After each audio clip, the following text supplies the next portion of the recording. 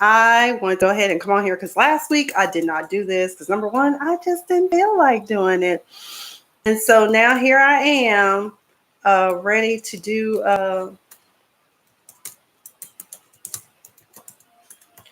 the Power Live review as I do almost every week now. I had no idea until they brought it up that we will be having a mid-season finale. So I guess they won't be back until 2020 to give us the remains of the story. I know that tonight's episode was really, really shocking.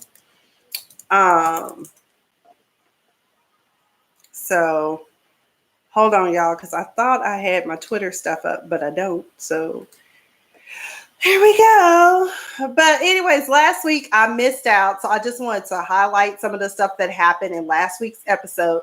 Last week's episode was season 6, episode 7, Like Father, Like Son, which in some ways was a big compliment for Tariq's dumbass, because now that he realizes that he is like his father, and now that his mother has gassed him up and led him to believe that he can be better than his father and be a big educated drug kingpin, oh, Tariq is really feeling himself. But not before his daddy woke him up and damn near pistol whipped his ass and wake up, little nigga, this is a wet dream.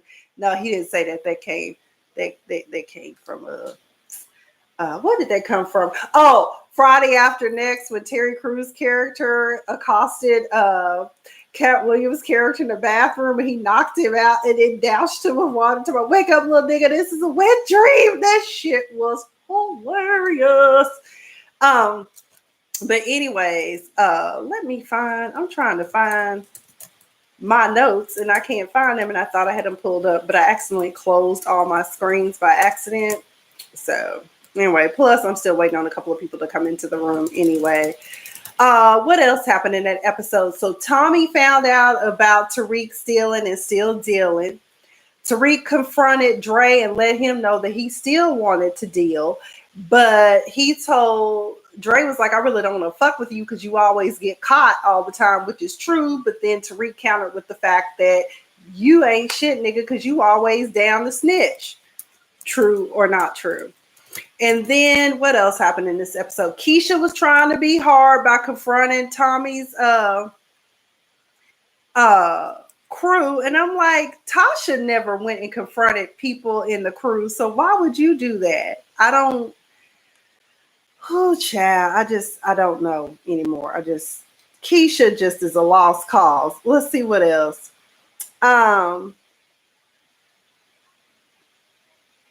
Tasha was mad at Ghost for confronting Tariq in the manner in which he did, but I'm like, he needs to be scared straight. But the truth of the matter is, Tariq is a lost soul. For some reason, he's addicted to that life, and he doesn't even have to be part of that life. To Tate getting caught by Derek, who was his campaign manager or campaign strategist, that shit was priceless. But turns out that old girl really had no interest in being with Tate on that level. She just liked getting a good hard long dick and a good stroking every now and then. But she wanted a congressional seat. And the problem with Tate is that he creates his own problems when it's not even necessary for them to be created. Hey, what's up to everyone on Periscope watching? Let's see who else. Hey to everyone here on YouTube watching, and hello to my people out there in Facebook. Yes, I'm live on all 3 platforms. But what I found funny in that particular episode is that he was like, yeah, she could ride me all the way to the State House. I was like, really, Tate? Really? And what's interesting about the fact is that, first of all, who knew that Lorenz Tate was married? I didn't. And he said that his wife really doesn't like his character that he plays here in the show, but oh well. Cooper Sachs was, of course, dumb as hell. He's just a victim of his own stupidity, so I'm glad that he was forced to resign. Dre got his daughter back, but he was nervous because the cameras were in his face, and a couple of people don't even know that he's not still alive, that he's still out and about from witness protection. On top of that, what else happened last episode was the fact that, as I call them, Unky and Dunky Bump twins. Shout out to Katie Johnson, my biology teacher from high school. She had pet names for all of us. But 2-Bit and Spanky, they some dumb. Let's kill Ghost. Let's get Dre, and let's do all this. I'm like, if you kill Ghost, you just wrote your suicide note. But I get why 2-Bit stood up to Keisha, but Keisha ass up here trying to confront Tariq about him not being who he is. But she did have a point about Tariq last week. He's not the same kid that everyone knew. So and he's corrupt as fuck.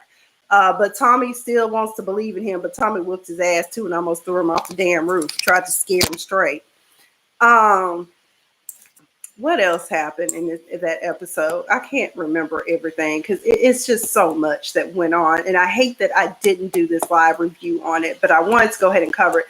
Jason is making Tommy and Ghost work together because Dre fucked up because he got kidnapped. But I'm mad at Dre because Dre killed Big Grimace. I love Big Grimace. He was so sweet and nice and he always kept the peace. I like Spanky because Spanky did make a good point with Tommy, even though Tommy still did go ahead and fire him. And 2-Bit, I like the fact that he did tell them that ever since Keisha been around, things have been fucked up. And that's true. There's been a lot of infighting and chaos with them. Blanca turning Cooper in. I was glad. Bye, Cooper. You need to be on paid administrative leave. But of course, we know what people like that who are blinded by their own ambition will do, right? They'll turn around and continue to act outside the law and do whatever it is they want to do. So, they just stuck on stupid. What else happened? Another thing with the plan that Spanky and 2-Bit had, they didn't consider the fact that since Dre was in witness protection, did you not think he might not be chipped or bugged or something, but you bringing him to the spot to blow it up?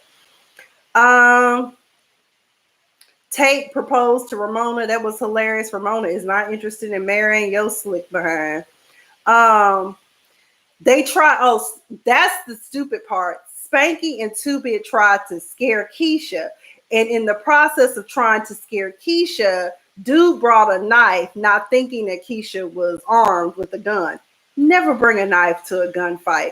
That's some advice y'all should learn to live by. Unless you got a body of steel, that ain't gonna save you, okay? Unless you really good with a knife before the bullet get to you. I'm just saying. But they also tried to set it up like it was Ghost that sent dude to scare her, and then she shot him. And I was like, please don't call the cops. And then Keisha, when Tommy finally did show up, oh my God, Tommy, I want a house in the burbs. I don't want to live like this for the rest of my life. And I'm like, girl, but remember, you want to be about that life. You want to get like Tasha and get money and sell drugs and launder it through your salon. Okay, girl. But either way, she ain't built for this life. But Tommy went on, took her out to the burbs and bought her a damn house, okay, in the burbs. And then this episode, she ungrateful for it. But of course, Keisha don't last long enough for her to enjoy her new humble abode. So that pretty much was the episode. I did find it interesting that the dynamic between James and Tate did change when Tate went from saying, nigga, what? To my nigga, okay, because James had to be the one to take care of Derek. I just knew he was gonna kill him because every time him and Tommy get suited in all black, somebody usually end up dying because they dress for your funeral, okay? And plus, black covers a multitude of blood, okay? Let me get into this week's episode. Let me find my notes on that. But that was pretty much, I just wanted to highlight that because I feel bad. But if there's anything you guys want to talk about with regards to last week's episode, feel free to chime in on that. I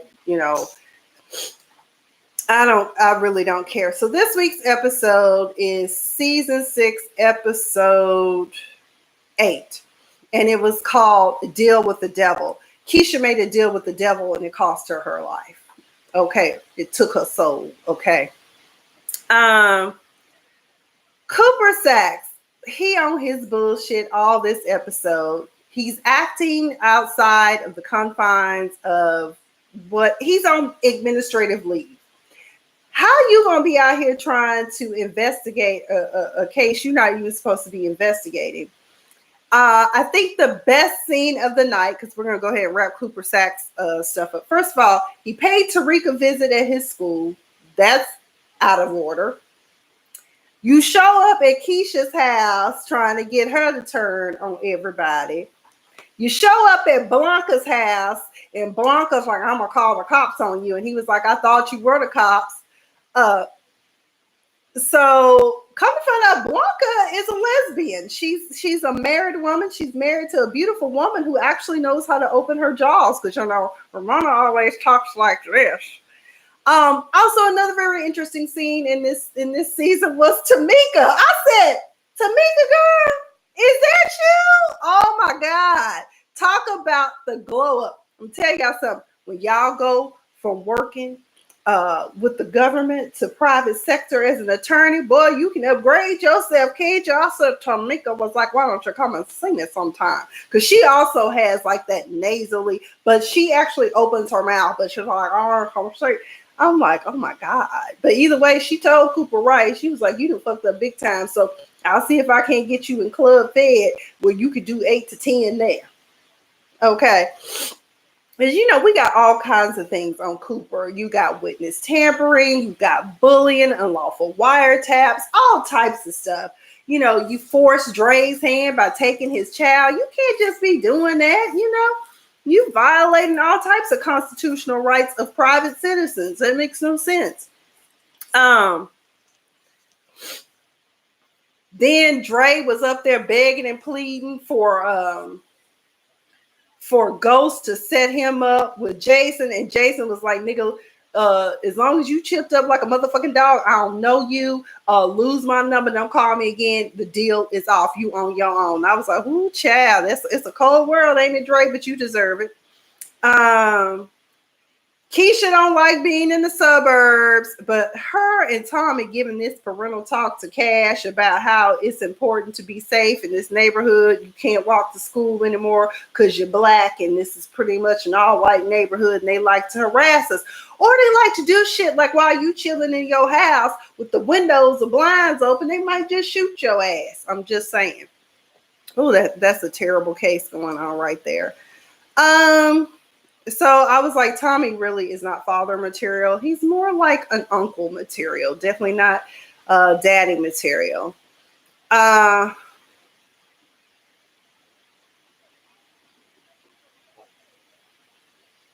Let's see.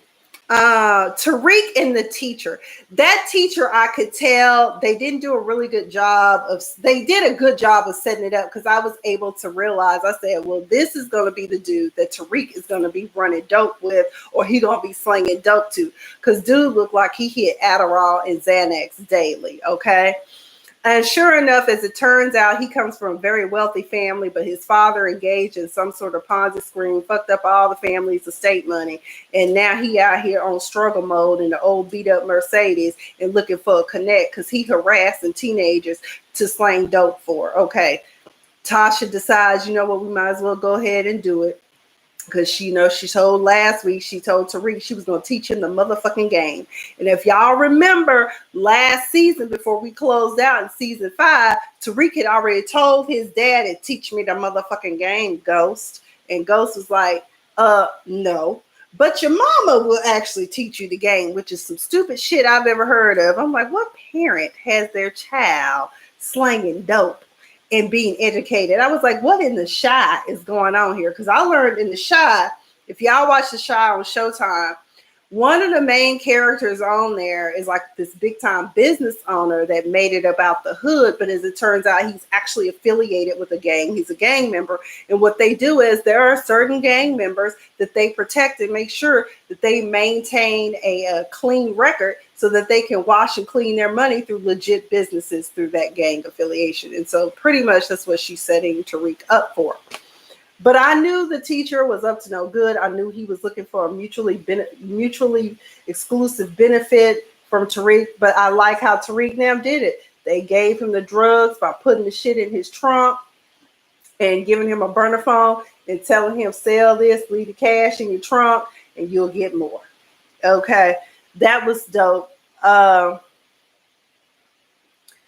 Tommy's mama bogarting her way up into the new house, honey, boy. But she was right about Keisha all along. She really was. She was right about Keisha. She showed up to the house and she was like, I'll take the room on the opposite end because you and Tommy still in honeymoon mode, but that won't last long. I mean, Holly ended up dead. So you know how that went. I was like, why the hell you tell that girl? And did he ever tell his mama that he had killed Holly? I was confused by that. I didn't know that he had actually told his mom that, or maybe his mom put two and two together and figured it out. But either way, that's how Keisha used that example of knowing that Holly was dead and that he had her sleeping with the fishes. And she was like, even though I know this information, I'm still standing by you, Tommy, which moved Tommy to want to actually propose to her this episode. But of course, he didn't get to. But we'll get into that a little bit more as I get through this review. I love how Debbie Morgan came in. Angie, y'all know. But oh, wait a minute. Tasha, when she was teaching Tariq about the dope game, she's talking about there's 3 rules I have: no lying, stealing, or using. But her mama gonna come in and confront her talking about that boy don't need to know how to sell drugs. He need Jesus. But I'm like, it's convenient how you talking about all of them need Jesus, but yet your bills have been getting paid on dope money for years. Let that sink in for a minute, dear mama. You need Jesus too. Then he had to go to his dad's to get his tuition check for the new private school that they're at. And so James is telling Tariq all this stuff about the Queen's Child's Project and all this stuff about his sister. And Tariq is like, yeah, that's all well and good, nigga. You got my damn tuition check. I was like, he don't care about the Queen's Child Project. He just needs his money so he can stay in school and get this education so he can continue to learn from his mama how to run drugs. Tasha also shared with him that Ghost taught her how to cut drugs, and he gonna teach him how to cut drugs as well. I said, Jesus, well. Then when Ramona came in while James was talking to Tariq, that's when Tariq got slick with it. Because Ramona was telling him, you know, maybe your father could run for office someday. He was like, don't they need to do background checks for that? And James was like, nigga, you got to go.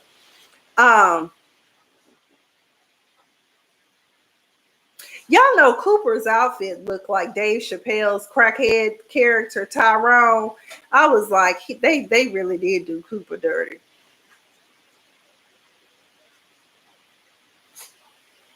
Then Ramona, at this debate that was about to go down with Sonny Halston, told Tate that she wanted to set James up to be lieutenant governor because the public really likes him.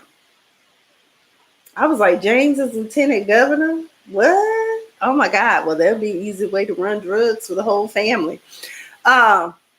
But James shows up on the scene with Derek, and he's like, I think it's imperative that Derek be here because that way, you know, he can give you talking points and help you and coach you. Tate wasn't having it. Derek goes up to the DJ booth, and they turn up his mic while he going off about crackers, and he ain't talking about no snacks either, okay? So he just wrecked his whole career right there that night with the live mic. I was like, ooh, that's dirty and low down, James, because it was a setup and Tate took the bait and I was here for it, okay, because it was messy, okay. All I gotta say is Tate better get with James. So Tate ends up setting up something with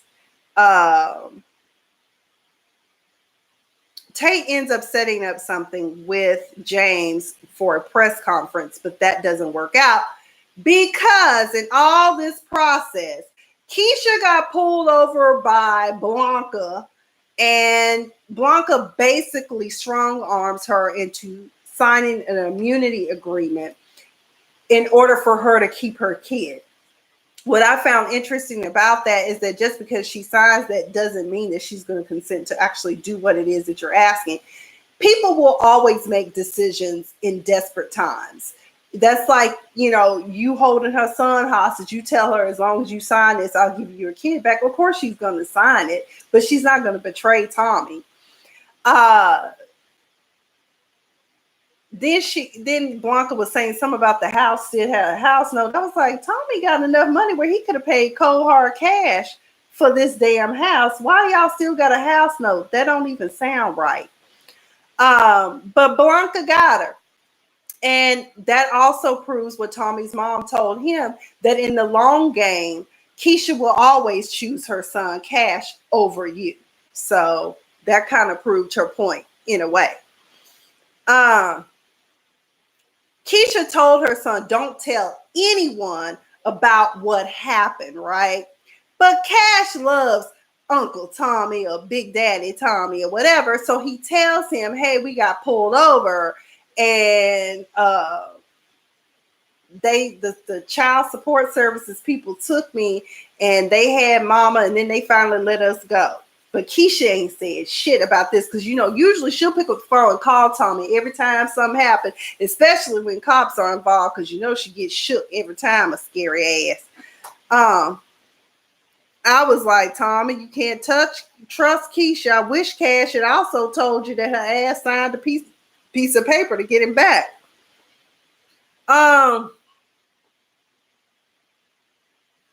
Blanca goes by the club to see Ghost as well.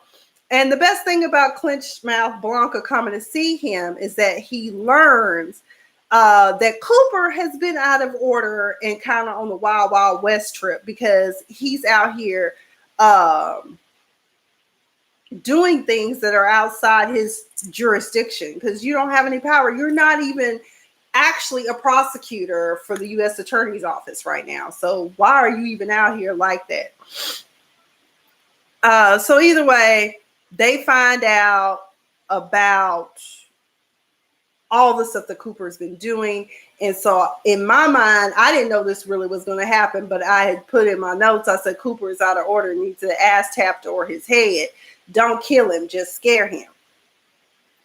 But I do like Ghost's signature line now. That is going to become my line. That's what I'm probably going to start telling people now. We're done here. And now you have whatever kind of day you going to have. Amen. That is the line of the night. That is the best line of the night on this episode. But Blanca out here stealing at the club, honey. She up here. She got sticky fingers. She wants some DNA from that Raymond case where, dude got killed. He was a dirty cop, robbing and stealing with Kanan's ass, running with the crew. And so anyway, she took that and did some DNA testing to see if this blood droplet that they found was perhaps Ghost or someone affiliated with Ghost, right? Next thing we know, we see Ghost and Tommy together, like Bonnie and Clyde or whatever. I can't think of any people in the Wild Wild West. But either way, they back together again. It's nice to see the gang getting back together again. And lo and behold, they are meeting up to take care of Cooper Sack's punk ass. Because, Ghost had to call and tell, Tommy called Ghost, and Ghost had to talk him off a limb and like, please don't kill nobody, federal people, please. We're not trying to get messed up in there. Don't do that. If anything, we're going to scare him. So they scare him. The epic scene was walking in, and Cooper Sacks is trying to get, pop one, because apparently ain't no woman going to boo up with him unless he paid for it. And right now, he really don't need any extra heat or any extra issues on his plate, such as picking up random women, okay? But he was jacking off to Pornhub. I was like, oh my God, but they kicked his ass, honey. They tied him up in the chair. They put the damn plastic bag. It was going to let him suffocate. They telling all their business. Like, we now know, he knows for sure now that Tommy's the one that killed Angela, and just all kinds of things. But then finally Ghost thought about it. He was like, let's not kill him, let's use him. And Ghost told him, he said, your ass belongs to me. Tommy, you owe me one anyway, so we good, right? We good. Blanca's evidence, back at the U.S. Attorney's Office, I think it's probably going to be considered fruit of the poisonous tree, just because it's tainted in the manner in which she got it. Although the argument will be is that it was there open, right there in the open, so I was free to take it, basically, which they kind of can't. I don't know. But it's a 50-50 DNA match for a male, which proves that it's not Ghost, but it's someone, a male that's related to Ghost. Ghost, because they were handling up on Cooper, Ghost missed the meeting with Tate. Tate is pissed. Queen's Trials project is now deceased. It's dead. Done. You screw me, I screw you. Quid pro quo. Cooper gets called into the office at the prosecutor's office. He ain't got no job no more. He down on the unemployment line. I was like, see, Cooper, when you're overly zealous and blinded by your own ambition to get the one that you think did it, sometimes you lose shit like good benefits and a good job, because you know the U.S. government has a pretty good pension plan. You big dummy.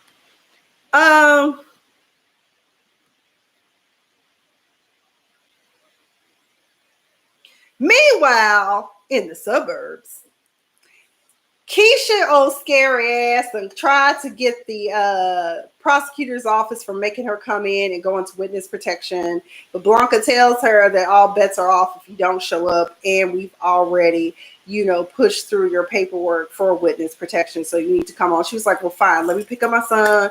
I will, show up with him. She done packed all her shit, okay? Tasha shows up. Meanwhile, while Tasha and her having a little discussion, Cash and Tommy are at the mall, and that's when they pick out a ring. Boy, did you see that stack of money he dropped on that counter? I said, ooh, shit. He means business. But I thought he was just going to buy her like a trinket, like a nice tennis bracelet or something. No, he's buying an engagement ring, because when Tommy confronted her about the fact that she didn't share with him about that, she was like, even though your mama told me all that, I'm still here. I'm still here, Tommy. I would never betray your trust, Tommy. I love you, Tommy. And I was like, this is the worst acting ever. Oh my God. Help, Jesus. Oh, hey, Cheryl. You said bye, Keisha. Yes, Keisha is Marietta, but we're going to get into how she died. So while her and Tasha having this discussion, Tasha was like, you know what, we're going to sit around and wait. Because first of all, you need to keep my son's name out your mouth, because you've been talking a little bit too much. Okay. Then Keisha getting nervous and shit, trying to shake the spot, looking at her purse because she's stupid. Girl, don't be obvious. Just try to run for your purse like you packing up to leave and go get it. Instead, her and Tasha get into a fisticuffs with the gun, and you know how they love in every movie, every dramatic scene, they want to show somebody getting shot. And Keisha was the one who took the bullet. And now she was not dead yet. But she was like, Tasha, I would never betray you. I love you. What about Cash? Will you take care of Cash? And Tasha was like, I'm sorry. And bam, headshot. Tasha got a body on her hands. Okay. I was like, damn, brain matter. Now you just go, that was your girl. Damn. That's fucked up. What are friends for, I was confused and perplexed by all of it. It was just very tragic indeed. Okay. But Poe Cash, honey, you ain't got no mama. But honestly, you might be better off. Maybe Tommy will make a better dad. Maybe they'll let him adopt you. Don't Keisha have a mama or something in the hood somewhere? Maybe Tommy can take care of them now. But they get home. Cash got the flowers, baby. Tommy got this beautiful ring. He walking. He sees something ain't right. He made Cash go back to the door, and there Keisha is laying dead to the floor, honey. It's just really tragic. Of course, he thinks the ghost has something to do with it, because last week, what I failed to note earlier is the fact that Ghost did confront Keisha, because he knew Keisha was becoming a problem, and offered her money to leave town, same as he did Holly. Now that's kind of foreshadowing too, because anytime Ghost show up and offer you money, you might end up dead later on. Of course, we thought Tommy was going to kill her, but instead it was her best friend Tasha, whom she had just laid pretty much that friendship to rest. So that pretty much is the episode. Ain't no loyalty in these streets. That's right, ain't no loyalty in these streets. But I think that's pretty much the episodes. Yeah, and if Keisha had just taken the offer, she would still be alive. And I really did believe that Keisha was going to survive the season, because rumors were stirring that Keisha's character was going to be on the prequel not the prequel, but another spinoff of the show. But I guess that ain't, maybe Maybe her ghost will hunt people. I don't know. But Cash, baby, you ain't got no mama. Rest in peace, to her. I'm glad she gone because she just made me nervous. And I said, I ain't enough Ativan to keep my nerves right dealing with Keisha's stupid ass. Next week, we have the mid-season finale. So we're going to stop at episode 9. So when they say mid-season, I'm beginning to wonder. I thought that there had been 13 episodes ordered for this season. Now I'm wondering, is there another 9 on the way? But maybe it's just going to be that part, maybe an extended, episode or something for the last 4 episodes. I don't know. But Tate now knows that James St. Patrick is Ghost, and I'm pretty sure that Tommy thinks and believes that Ghost is the one that killed the love of his life, which that relationship never seemed right to me anyway. It seemed awkward. It made me uncomfortable. They just didn't seem, it was one thing when he saved her life and they were getting it on in the back of the shop, but for the most part, I never saw it for Keisha and Tommy. They just were not a pair made in heaven. Like Ghost and Tasha, they have chemistry. Their relationship worked. Angela and Ghost worked. I think Ramona and Ghost will work. I hope he gets with her. Maybe he really will want to run for political office. I don't know. But there ain't no loyalty in these streets of this is a big rich town. Yeah, I just come from the poorest part. Yeah, that's right. Legal or illegal, I gotta make it. I'm start. How y'all say y'all cut that up again? I'm thinking I might need to start doing that too because these student loans are coming due. But either way, comment down below if you're just watching this on the playback way back. Let me know what I missed. Let me know what you enjoyed about each of these episodes. Oh, hey Shatra. They said thank you. She said they're killing people off like it's really going to end. Pretty much. But I'm hoping this is what I really want for Power. And maybe if we all do a campaign, because we did Bogart 50 cents into giving us the original song, so we can all sell dope to it. No, but maybe we can do a prequel. I want to know how Tommy, Tasha, Kanan, and Ghost all came to be. I want to know how that organization came to be. I think it would be really cool to go back, and even Angela, we go back to high school and see how they built this empire and how it's now falling apart with everybody getting shot and killed and shit, robbing, stealing, and killing. And I wanted to tell Tasha when she told her son this advice, I said, Mom Betty used to always say, and the old folks always say, if you lie, you steal. If you steal, you kill.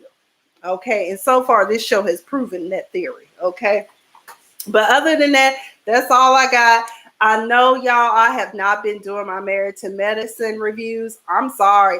I don't know, it's just something about this season. I'm not feeling it. But maybe, tomorrow I will watch the episode and get into it and see what I can come up with. But, I think I haven't reviewed the last 4 episodes, maybe the last 5 episodes. But I'll let y'all know how I'm feeling about it. But anyways, this has been Miss Sophia the Diva. I will see y'all Tuesday night on the Diva Disturbed. Join me as I have my guest, Dana Denise of DD Nails.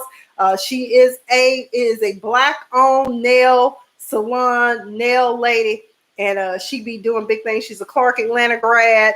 I love her, and I hope y'all love her too. Y'all have a great night.